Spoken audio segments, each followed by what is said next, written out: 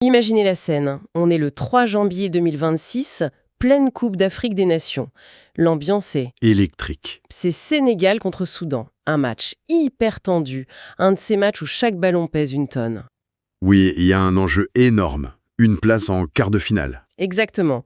Le Sénégal mène 2-1, mais on sent que c'est fragile, tu sais, ce moment où il faut absolument se mettre à l'abri, tuer le match pour de bon.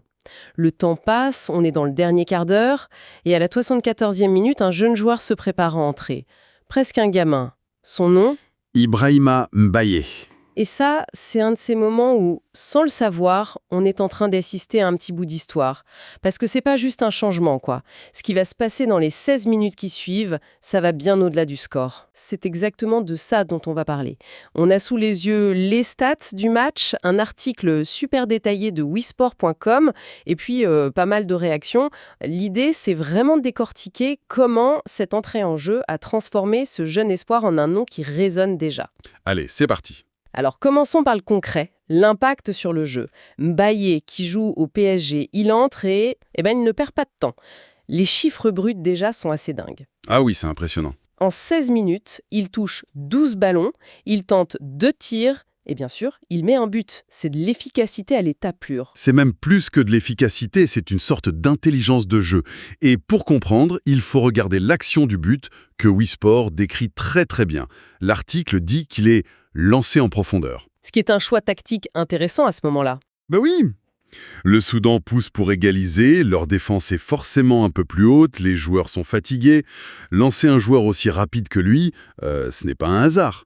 C'est le plan parfait pour exploiter cette petite faille. C'est la flèche qu'on décoche au moment où l'armure commence à se fissurer. C'est exactement ça. Ensuite, il fait parler sa vitesse, son atout numéro 1. Et puis arrive le moment clé. Il élimine le capitaine soudanais Kamis. Ah oui, et ça, ce n'est pas rien. Il n'élimine pas n'importe qui. Non, ce n'est pas anodin du tout. Il dribble le leader, le joueur le plus expérimenté de l'équipe adverse. C'est un geste d'une audace folle, en fait. Et la conclusion est à l'image du reste. Une belle frappe précise. Pas un tir en force, pas de panique. Un geste maîtrisé. L'article parle de sang-froid. C'est ça qui est le plus bluffant, non? À 17 ans, dans un match comme ça. Oui, c'est ça, la pression devait être immense. Alors on peut se demander, est-ce que c'est du sang-froid pur, cette capacité à s'isoler de l'enjeu, ou est-ce que c'est l'insouciance de ses 17 ans?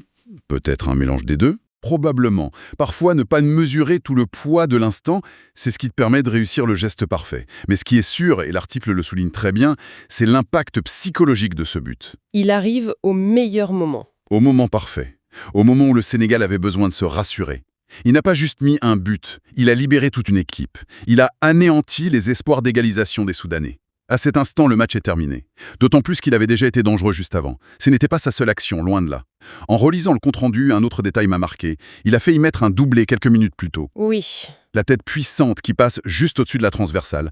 Voilà, donc on n'est pas du tout sur un coup de chance, un one-shot, c'est une entrée qui a immédiatement mis le feu à la défense adverse. Et ça confirme un profil très, très particulier. La source est claire là-dessus. Mbaye confirme surtout son impact immédiat en sortie de banc. Ce n'est pas la première fois qu'il fait ça, l'article le rappelle. Oui, il rappelle ses entrées convaincantes contre les RDC et le Bénin, où il avait provoqué un penalty.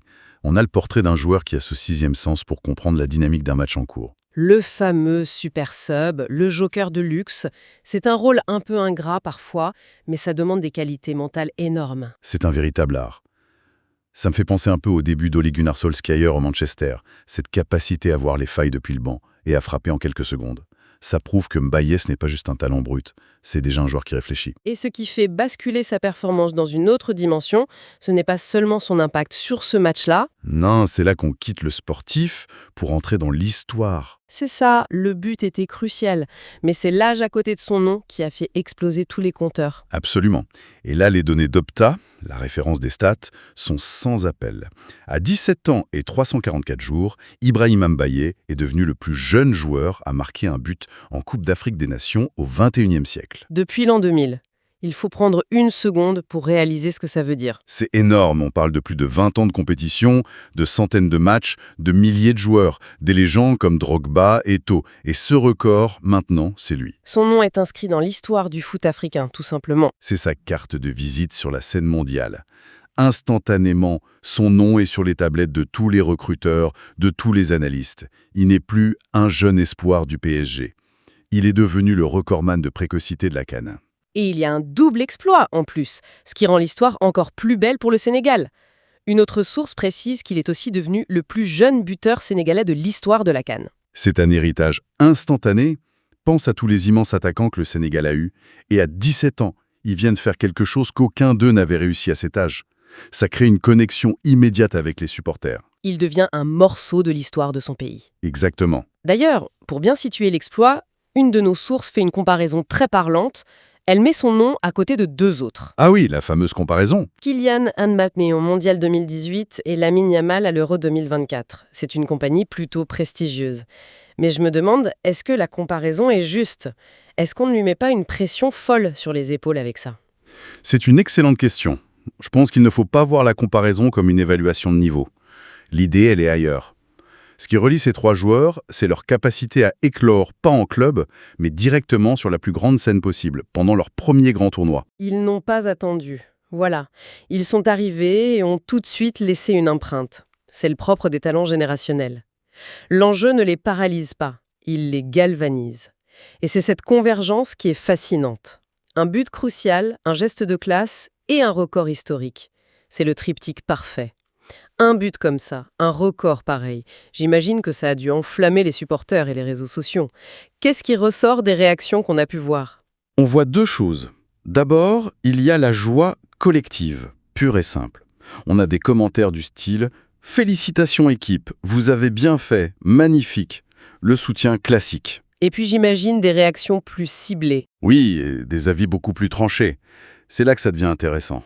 Comme ce commentaire, très direct. Il devrait être titulaire dans cette équipe. Point. Ça, c'est le genre de réaction qui change tout pour un joueur, non? Totalement. C'est une réaction passionnante à analyser parce qu'elle est hyper compréhensible. On voit un joueur faire la différence en un quart d'heure, on se dit logiquement qu'il ferait encore plus en 90 minutes. C'est la logique du supporter. Exactement. Mais ça illustre parfaitement le basculement qui s'opère. En un but, Mbaye est passé du statut de joker prometteur à celui de sauveur potentiel. Et le public réclame sa titularisation. Et d'un côté, on les comprend, on a toute envie de voir le talent s'exprimer. Mais de l'autre, je me dis, à 17 ans, lui mettre une telle pression, cette attente d'être décisif à chaque match, est-ce que ce n'est pas le meilleur moyen de le griller? C'est tout le paradoxe de ces éclosions. Tu as raison, le risque est énorme. C'est le plus grand défi pour lui, son coach, son entourage. D'un seul coup, chaque performance va être scrutée, comparée à celle-ci. S'il est titulaire et qu'il ne marque pas, on dira qu'il aurait dû rester sur le banc. S'il reste sur le banc, on dira que le coach est frileux. Voilà. La gestion mentale devient aussi importante, sinon plus, que le travail sur le terrain. Il faut trouver cet équilibre très très délicat entre le protéger et lui permettre de continuer à grandir. Surtout qu'il n'est pas un inconnu total pour la sélection, l'article nous le rappelle. C'est déjà son deuxième but avec les Lions. Oui, il avait déjà marqué contre le Kenya, donc il avait commencé à faire son trou. Mais celui-ci, il n'a rien à voir. Ce n'est pas la même planète. Pas du tout. Marquer en amical, c'est une promesse. Marquer en phase finale de CAN dans un match à élimination directe pour qualifier ton pays, c'est une confirmation. C'est la preuve qui peut briller quand la lumière est la plus forte. Et pour son sélectionneur, c'est une information capitale. Ça lui donne une nouvelle carte maîtresse dans son jeu. Une carte maîtresse, exactement. Il sait maintenant qu'il a sur son banc un joueur capable de débloquer une situation contre des défenses fatiguées et regroupées.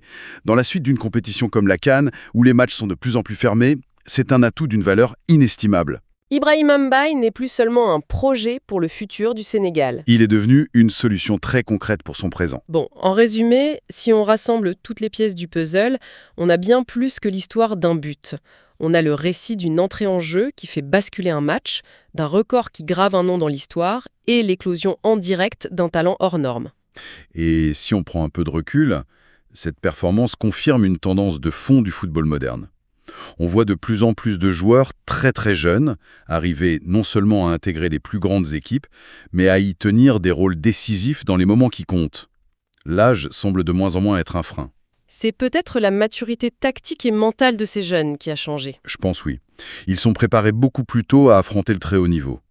Le sang-froid d'Ibrahim Mbaye devant le but en est la dernière illustration éclatante. C'est un changement de paradigme fascinant. Pour finir, comme à chaque fois, une dernière pensée pour prolonger la discussion. Les sources nous disent qu'Ibrahim Mbaye est le plus jeune buteur de la CAN depuis l'an 2000. Ça fait forcément s'interroger, non? Absolument. La première question, presque pour l'anecdote, c'est qui détient le record absolu avant 2000. Mais au-delà de ça, ça soulève une question plus profonde. Une telle précocité, un sommet atteint si tôt, est-ce que c'est toujours un gage de succès sur le long terme ou est-ce que ça représente, au contraire, un défi unique à surmonter? Exactement. Le poids d'un exploit qu'il faudra passer sa vie à essayer d'égaler ou de dépasser. En d'autres termes, ce record, est-ce que c'est le début de l'histoire ou est-ce que c'est un sommet si élevé qu'il rend le reste de l'ascension encore plus difficile?